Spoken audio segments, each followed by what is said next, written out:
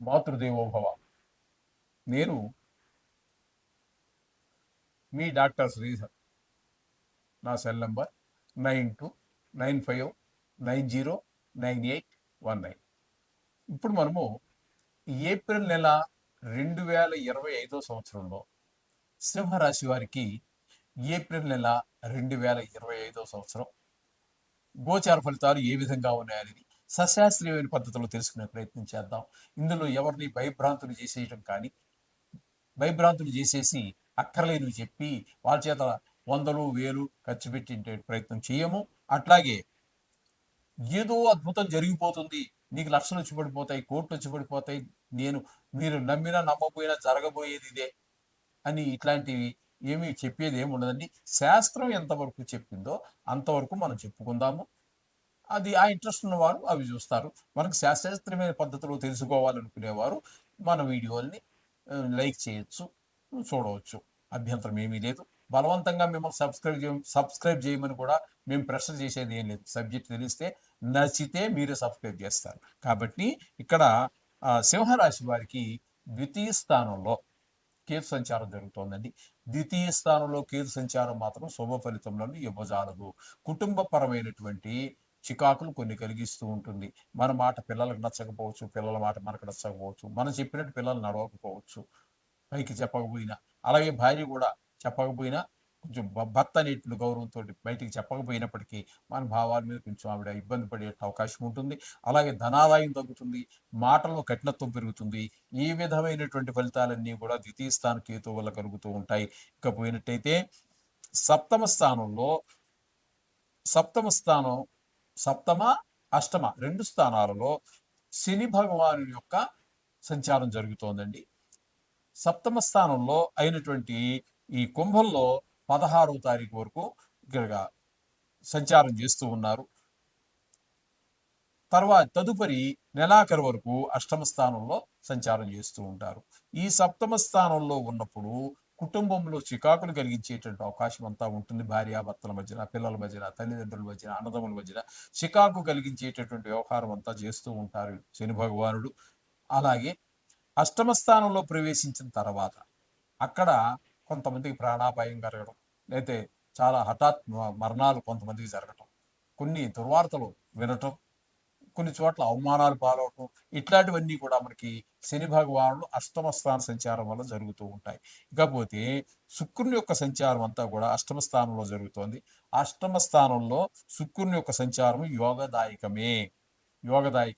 అష్టమ స్థానంలో యోగించేటటువంటి గ్రహాలు రెండు, ఒకటి బుధుడు, 2 శుక్రుడు. ఇక్కడ అష్టమ స్థానంలో ఉన్నప్పుడు చాలా చక్కటి ఫలితాలన్నీ కూడా ఇచ్చేటువంటి అవకాశం మనకి ఉన్నది. అయితే మధ్యలో కొద్ది రోజులు మాత్రం వక్రగతి చెందుతారు.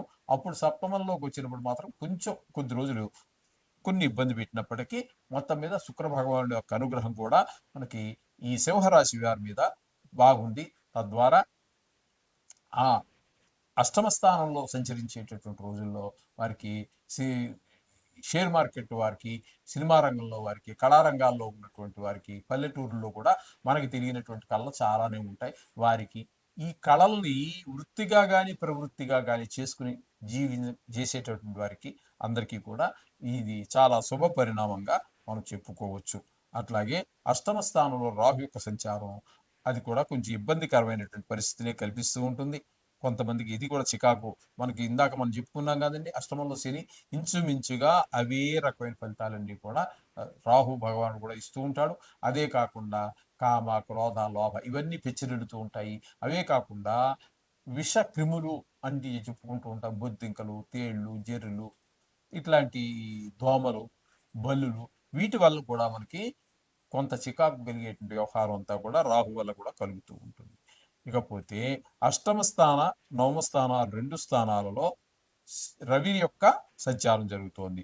2 స్థానాలలోనూ కూడా అంటే 13వ తారీఖు వరకు అష్టమ స్థానంలోను, తదుపరి భాగ్యస్థానంలో నెలంతా కూడా సంచారం చేస్తూ ఉన్నారు. అక్కడ రవి యొక్క ప్రభావం 8 కానివ్వండి, 9 కానివ్వండి, ఈ 8, 9 2 స్థానాల్లోనూ కూడా శుభ ఫలితములను ఇవ్వజాలరు. ఆరోగ్య విషయంలో దెబ్బ పడవచ్చు, గృహ సౌఖ్యం అవి కోల్పోవచ్చు, వాహన సౌఖ్యం కోల్పోవచ్చు.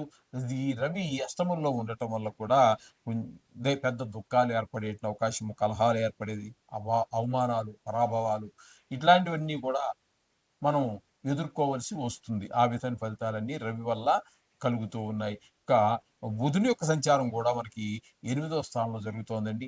8వ స్థానంలో బుధుని యొక్క సంచారం చాలా శుభప్రదమైనటువంటి ఫలితాలను ఇస్తుంది.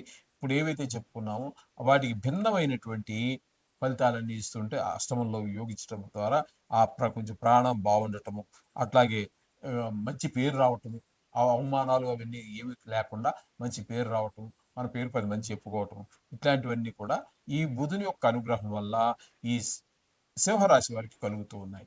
కాకపోతే దశమ స్థానం దశమ స్థానంలో గురు యొక్క సంచారం జరుగుతోందండి. దశమ స్థానంలో గురు యొక్క సంచారము శుభ ఫలితములను ఇవ్వజాలదు. అక్కడ మీకు ఏంటంటే వృత్తిపరమైనటువంటి కొన్ని ఇబ్బందులు కలుగుతూ ఉంటాయి, ఆదాయం తగ్గిపోతూ ఉంటుంది. అంటే మనం ఒక దగ్గర ఉద్యోగం చేసేటప్పుడు ఆదాయ తోటి వాటితోటి నష్టాలతోటి మనకు సంబంధం ఉండదు. కానీ మన ఎవరి దగ్గర పనిచేస్తున్నామో వారి దగ్గర నుంచి మనం మంచి ఈ ఇదిని పొందలేకపోతాం. కష్టాన్ని తగినటువంటి ఫలితం, ఒక మంచి మాట బాగా చేసేవయ్యా అన్నది కూడా ఎంత తృప్తిగా ఉంటుందండి. అటువంటి వాటిని కూడా మనం దూరం అయిపోయేటట్టు అవకాశం ఉంటుంది. ఇకపోతే వ్యయస్థానంలో కుజుని యొక్క సంచారం జరుగుతోందండి. వ్యయస్థానంలో కుజుని యొక్క సంచారం వల్ల మనకి శత్రు భయం పెరుగుతుంది, ఖర్చులు పెరిగిపోతాయి, మనోవిచారం జరుగుతూ ఉంటుంది. కొన్ని సందర్భాలలో ధన నష్టం కూడా జరుగుతూ ఉంటుంది. కొంతమందికి ఇది చాలా కొన్ని కోట్ల మందికి సంబంధించి ప్రపంచవ్యాప్తంగా వస్తుంది కాబట్టి కొంతమందికి కారాగార శిక్ష పడే అవకాశం కూడా ఉంటుంది. కొంతమందికి కళతర నష్టం కూడా జరిగే అవకాశాలు ఈ ఏ స్థానంలో కుజుని యొక్క సంచారం వల్ల జరుగుతుంటుంది. ఈ విధమైన ఫలితాలన్నీ కూడా ఈ సింహరాశి వారికి కలుగుతున్నాయి. అయితే ఈ సింహరాశి వారికి శుక్రుడు ఒక 15 రోజులు, బుధుడు చక్కగా నెలంతా కూడా యోగిస్తూ ఉన్నాడు. మొత్తం మీద చెప్పాలి అన్నట్టయితే 2 గ్రహాలు మాత్రమే యోగదాయకంగా ఉన్నాయి. మిగతా గ్రహాలు కొంచెం ప్రతికూలంగా ఉన్నాయి. కాబట్టి మీరు ఖచ్చితంగా రోజు నవగ్రహాల కోసం ఒక 2 నిమిషాలు వెచ్చించండి. గుడికి వెళ్తే మరీ మంచిది. ఆ నవగ్రహాల చుట్టూ 9 సార్లు తిరిగేసి ఆ మంత్రాలు చదువుకొని ఏదైనా వీలైతే కాసిన్ని నవధాన్యాలు తీసుకుని వెళ్ళి ఆ నవగ్రహాల పాదాల దగ్గర వేసి నమస్కారం చేసుకోండి. అట్లాగే ఈ 6వ తారీఖున శ్రీరామనవమి అనేటువంటిది వస్తుంది. సంవత్సరానికి ఒకసారి వచ్చేటటువంటిది.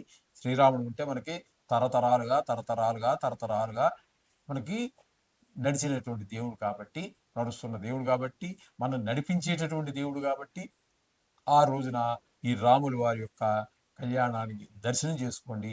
వీలుంటే కళ్యాణంలో పాలు పంచుకోండి. లేదు ఆర్థిక స్తోమత లేదు, కళ్యాణాన్ని చూడండి, వీక్షించండి, ఆ అక్షతలు శిరస్సును వేసుకోండి, తీర్థప్రసాదాలు స్వీకరించండి. సర్వ శుభాలు చేకూర్చగల సమర్థుడు శ్రీరామచంద్రుడు కాబట్టి ఈ అవకాశాన్ని మాత్రం వదులుకోవద్దండి. చేత అన్ని శుభాలు జరుగుతాయి.